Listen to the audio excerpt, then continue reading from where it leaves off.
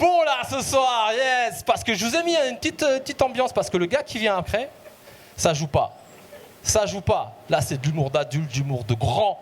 Je vous demande de faire un tonnerre d'applaudissements pour mon gars. Faites du bruit pour Diego. Plus fort, allez on y va, Diego.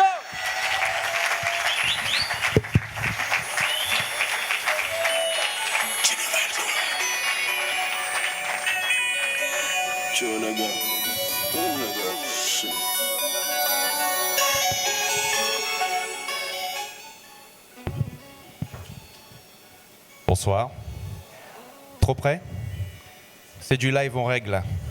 C'est ça le full HD. Et je te laisse deviner où est le D.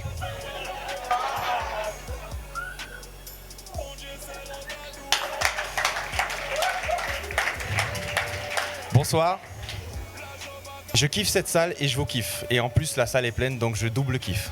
Par contre, le fumigène, on dirait que je suis arrivé avec mon herbe et c'est pas le cas. Ça va pas avec le polo.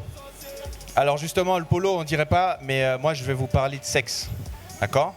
Pourquoi vous froncez les sourcils ? J'ai envie de vous parler de sexe. Mon problème, c'est que j'en parle trop souvent avec trop d'enthousiasme. Alors moi, je considère que c'est de l'enthousiasme. Mon psy pense que c'est plus pathologique, mais de un, je l'emmerde, et de deux, il est pas là. Et cet enthousiasme, il a failli me coûter cher en fait. Une fois, j'étais en prestation dans un restaurant.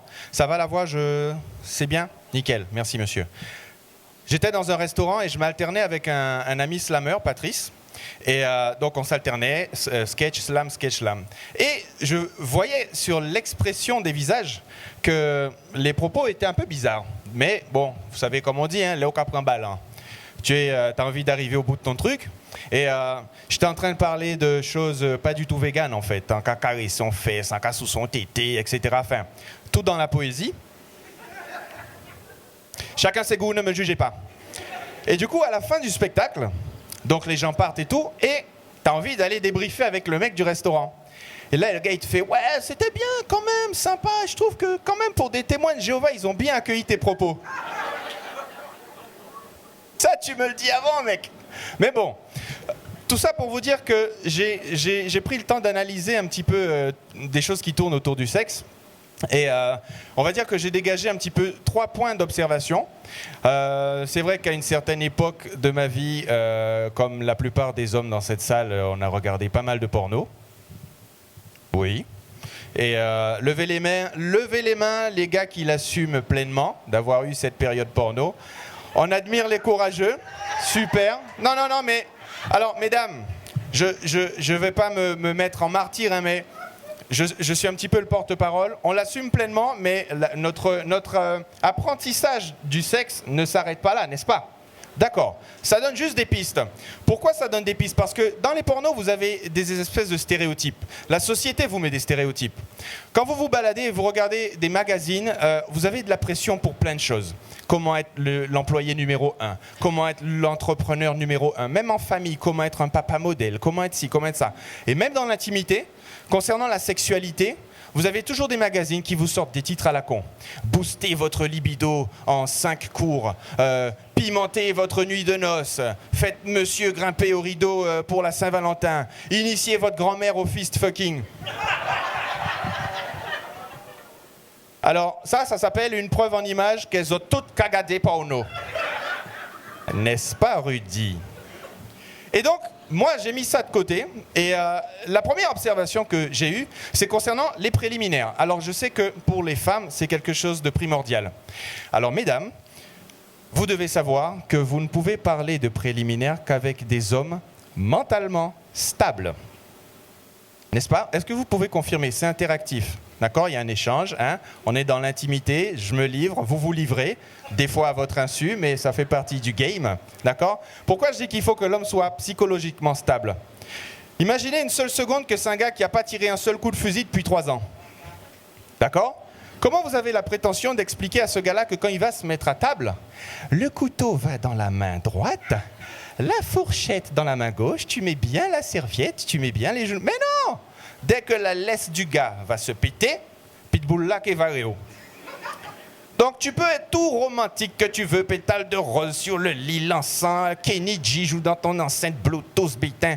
Le mec il peut être dans le salon, toi tu peux être dans ta chambre, tu commences à faire descendre le petit string. Pou, pou, pidou. Ah! Le gars il est comme un zombie dans le salon. Le mec sent la chair fraîche. Et t'as pas le temps de te tourner comme ça, tu regardes dans le couloir. Et au cas où vous avez chargé à 4 pattes, fanant l'air comme ça. Les préliminaires, ça va avec des gens stables. Le deuxième point, c'est... J'ai la lumière, mais je repère. C'est comme les dauphins, je fais de la géolocalisation. Le deuxième... Ça va. Respire. T'étouffes pas avec les pop-corn, parce que tu vas vomir sur mes chaussures. Le deuxième point, c'est l'orgasme. Alors, il y a une petite fille, bon, tes parents vont t'expliquer, j'assume pleinement. À cette heure-ci, un peu de Dora l'exploratrice et c'est dodo. Hein. Le deuxième point, c'est l'orgasme masculin ridicule. Alors, pourquoi ridicule? Je dirais pas que c'est un pléonasme, hein, mais tout le monde est déjà allé à Paris, tout le monde a vu le musée du Louvre, avec sa grande pyramide en verre. Alors vous imaginez cette pyramide à l'envers, ça vous donne la sculpture des mecs qui font de la musculation, d'accord? Donc cette espèce de stature, nous ça nous complexe. Mais passé le complexe, vous vous dites, mais ok, toi t'es comme ça, machin, le torse en V, mais si ça se trouve, t'arrives même pas à te gratter le milieu du dos. Donc ces gars-là, en fait, ce qui peut me rassurer moi, c'est que je me dis qu'ils sont convaincus d'essayer de faire l'amour à des femmes de la même façon qu'ils font leur crossfit. Mais ça ne tient pas la longueur. Et la plupart du temps, ce genre de gars, tout le monde a un petit peu l'image de Booba, Caris, quand il s'était battu dans la parfumerie. Hein, les coups de parfum dans ta gueule et tout ça. Je me suis demandé si c'était dans une boutique Desigual, si c'était avec des coups de sac comme ça. Donc, on a tous l'image du Lascar en tête, d'accord? Le gros barbu, je te vise pas. Hein. Le gros barbu musclé et tout ça. Et vous l'imaginez avec une femme. Donc, au début, c'est la testostérone. C'est « Ah ouais, bébé, machin. Je te donne des coups, je te démonte ton bassin et tout ça. » Mais moi, je suis persuadé qu'ils ont une âme de poète, ces mecs. C'est que des fois, quand ils franchissent la ligne de non-retour et qu'ils sentent que le truc arrive, les mecs passent dans les aigus. C'est-à-dire qu'au début, c'est ah ouais. On dirait Cro-Magnon, tu sais. Et au bout d'un moment, le mec, il se rappelle 50 nuances degrés. Déjà, ma bougaque a commencé à trembler. Et puis, il dit oh, doudou. Il y a le petit rictus qui arrive. On se mord la lèvre.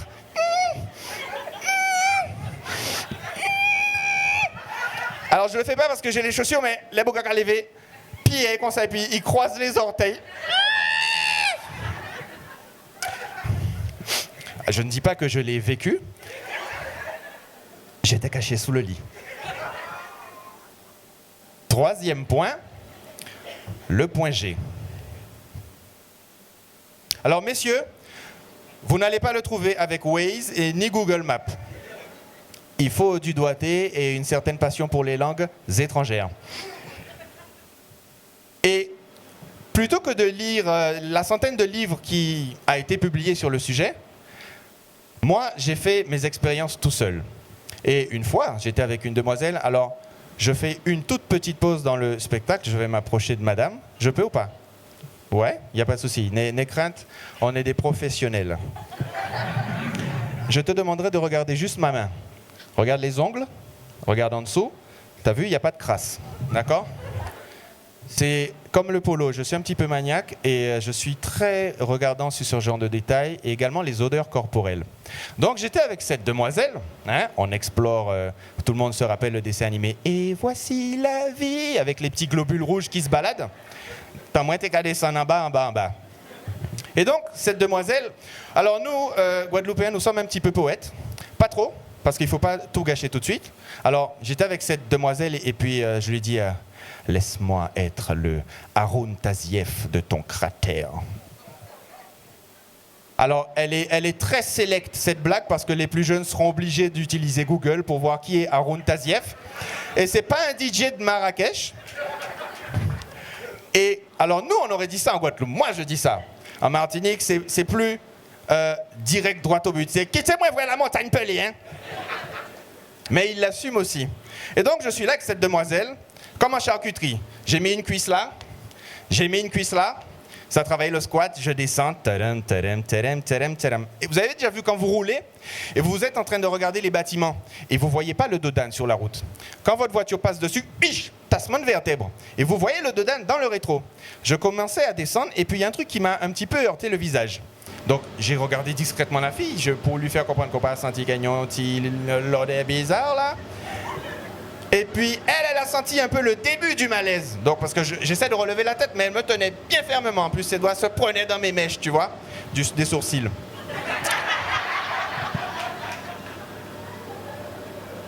Je vous parle d'une époque révolue. Soit. Donc, la fille me maintient fermement comme ça, et puis j'essaie de redresser la tête pour lui faire comprendre que voilà, il y a un truc qui m'a un peu heurté le visage. Et puis, la fille, elle est maligne. Ne t'inquiète pas, on est en bord de mer, c'est les Sargasses. Chérie, on est à Saint-Claude. Donc, je reprends mon courage à deux mains et puis je redescends. Et là, c'est comme si j'avais vu la liste de Schindler. Comment vous pleurez, monsieur, quand vous êtes déçu ou il y a une situation qui vous déchire le cœur? Tu pleures pas? Il tue le spectacle, là. Bon, ben moi, j'ai commencé à pleurer. Mais la fille me maintient. Et puis, elle aussi, elle est émue. Et puis, elle commence à caresser la boule de cristal. Oh, chérie. Oh, doudou, je pense que ça fait tellement longtemps que tu n'as pas vu une si belle chose. Et moi, entre deux sanglots qui relèvent la tête, je fais non, c'est l'odeur-là, ça a piqué ici, en vrai. Alors, mon analyse va s'arrêter ici pour ce soir. On aura le temps d'explorer encore d'autres domaines fascinants. Merci de m'avoir écouté. Je vous souhaite une bonne soirée.